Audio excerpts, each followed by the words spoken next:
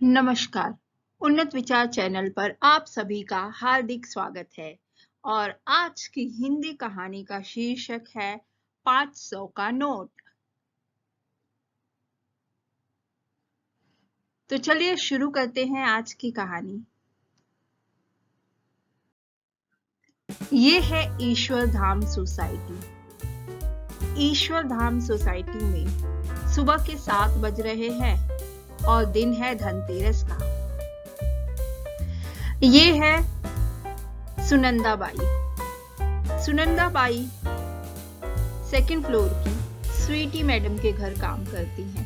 तो चलिए हम सुनंदा बाई के साथ चलते हैं स्वीटी मैडम के घर। स्वीटी मैडम अभी अभी जॉगिंग से लौटी हैं और सुनंदा बाई उन्हें चाय देकर अपने दूसरे कामों की तरफ बढ़ रही हैं। सुनंदा बाई बालकनी की तरफ बढ़ते हुए सोच रही हैं कि अभी कपड़े डालने हैं, बाकी नाश्ता बनाना है, तो सबसे पहले कपड़े ही डाल लेती हूँ। तो सुनंदा बाई बालकनी की तरफ कपड़े डालने बढ़ती हैं। कपड़े डालते वक्त अचानक उन्हें कुछ दिखता है। ये क्या? बालकनी के छज्जे पे तो कुछ गिरा हुआ सा लग रहा है। ओहो, ठीक से दिखाई नहीं दे रहा है। ओहो, अब दिखा, ये तो है 500 का नोट। जरूर सूरज सर के टी शर्ट से गिरा है। सुनंदा बाई ने सनी को आवाज लगाई, सनी बेटा, जरा पीछे की बालकनी की तरफ जाके खड़े हो जाइए, तो मैं 500 का नोट नीचे गिरा देती हूँ, आप ले आना। सनी दौड़ते हुए पहुंचा और 500 के नोट के गिरने का इंतजार करने लगा। सुनंदा बाई यहाँ से नोट गिराती है,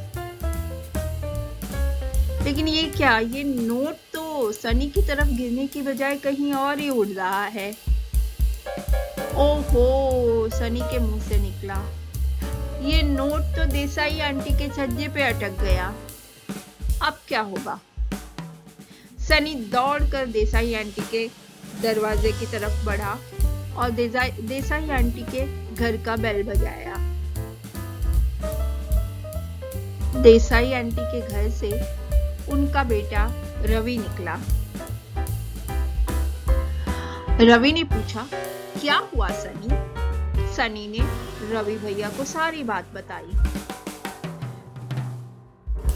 रवि ने कहा, बस इतनी सी बात, चलो मैं एक लकड़ी पे फेविकॉल लगा देता हूँ और नोट को चिपका के निकाल लेता हूँ। रवि की एक पुरानी आदत है, खुद ही आइडिया देता है और खुद ही अपनी बात को काटता है। अचानक रवि ने ही कहा, नहीं नहीं, नोट तो कागज का होता है, फट गया तो क्या होगा? फिर तो स्वीटी आंटी मुझे ही डांटेगी। सनी ने कहा, रवि भैया, आप अपने छज्जे से उस नोट को नीचे गिराइए, मैं जाके ले लूंगा। रवि ने कहा, ओके ठीक है। अब रवि अपनी बालकनी की तरफ से नोट गिराने पहुंचा और इधर से सनी फटाफट नीचे की तरफ दौड़ा।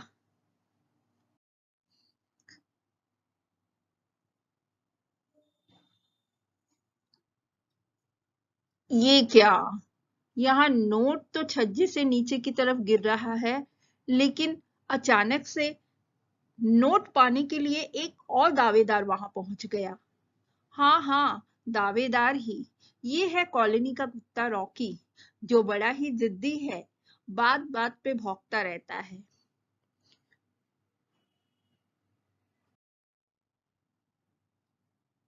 अब तो सनी परेशान। सनी को पता था कि ये रॉकी तो मुझे नोट उठाने नहीं देगा, लेकिन फिर भी सनी जोर से नोट की तरफ लपका और इधर से रॉकी भी कहाँ पीछे रहने वाला था। रॉकी भी फटाक से दौड़ा।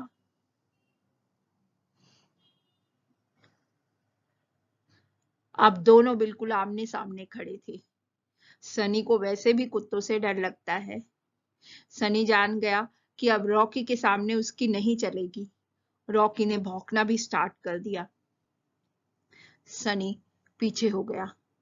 सनी समझ गया कि अब रॉकी मुझे नोट हाथ लगाने देगा नहीं। सनी ने जोर से आवाज लगाई, सुनंदा मौसी, मम्मी। दोनों बाहर निकल के आई। ओहो, क्या हुआ सनी, नोट नहीं मिला? देखो ना रॉकी को। सुनंदा जल्दी से किचन से बिस्किट लाकर नीचे फेंकने लगी। रॉकी को बुलाने लगी, ऊपर की तरफ आकर्षित करने लगी, लेकिन रॉकी कहाँ मानने वाला था। सुंदर सुंदर कड़क नोट उसे बिस्किट के सामने बिस्किट से ज्यादा प्यारी लग रही थी। अब परेशानी ये थी कि रॉकी को नोट के पास से हटाया कैसे जाए।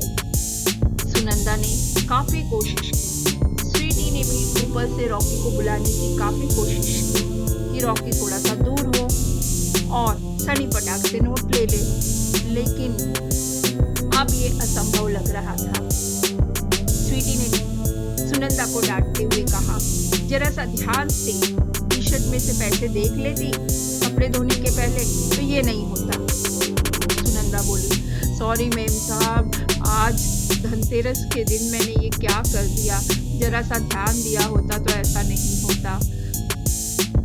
ओहो, अब क्या किया जाए। ये सब चीज रवि भी ऊपर से देख रहा था। रवि के दिमाग में अचानक से एक आइडिया आया और रवि पहुंच गया नीचे बॉल लेकर, क्योंकि रवि को पता था कि रॉकी को बॉल से खेलना बहुत पसंद है। वो कॉलोनी के बच्चों के साथ बॉल से अक्सर खेलता है। और जैसे ही रॉकी ने बॉल देखा, सचमुच रॉकी बॉल की तरफ लपका और इधर से सुनंदा और स्वीटी भी नीचे पहुंच गए।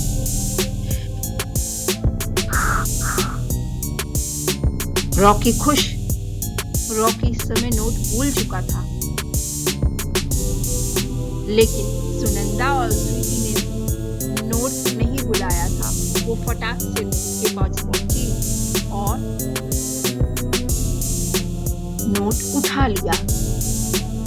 सुनंदा ने कहा, मैडम ले लीजिए जल्दी से 500 का नोट। आज धनतेरस का दिन है, अपनी गई लक्ष्मी वापस आ गई। स्वीटी भी बहुत खुश हो गई।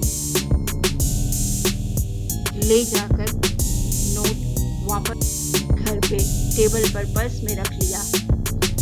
अब स्वीटी को मम्मी की कही हुई एक बात याद आई, पैसे कमाने से ज्यादा पैसे को संभाल कर रखना आना चाहिए।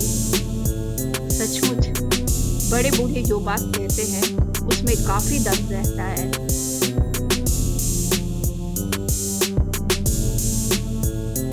तो आशा करते हैं कि ये छोटी सी कहानी आप लोगों को पसंद आई होगी और इसी तरह की हल्के फुल्के मनोरंजक कहानियों के साथ हम फिर मिलेंगे आपसे। तब तक के लिए नमस्कार और हमारा चैनल लाइक और सब्सक्राइब जरूर करें।